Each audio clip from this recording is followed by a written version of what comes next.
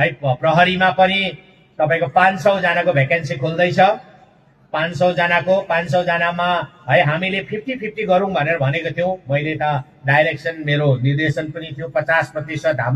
हाम्रो चेलीहरुको निम्ति women's reservation अनि 50% चाहिँ राखौं भनेको थियो तर पुलिसमा अलिकति डिफिकल्टीज रहेछ किनभने जति पनि जवानहरु लाग्छ उहाँहरु कोही आईआरबीपी मा जानु पर्यो कोही एसएपी मा जानु पर्यो त्यसोभन्दा आईआरबीपी र एसएपी मा चाहिँ हाम्रो जो पनि लेडिज पुलिसहरु चाहिँ जानु नसक्ने भएकोले गर्दा हामीले अहिले फिलहालको लागि चाहिँ हामीले यो फर्स्ट हाम्रो जुन चाहिँ है रिक्रुटमेन्ट हुँदैछ हामी गभर्नमेन्टमा आएपछि यो फर्स्ट रिक्रुटमेन्ट हो है कन्स्टेबलहरुको 500 जनामा चाहिँ हामीले 30% अनि 70% हामीले राखेको छौं पछि चाहिँ हामी जब पूरा हुन्छ हाम्रो कन्स्टेबल जब पूरा भएपछि हामीले फेरि 50-50 गर्ने भनेर अनि एसआई को पोस्ट है क्रिएट भएर पनि फेरि पनि क्रिएट हुँदैछ उहाँहरु ट्रेनिङमा पुगिसक्यो डीएसपी को ट्रेनिङ गर्दैछ हिजोस्ते हामीले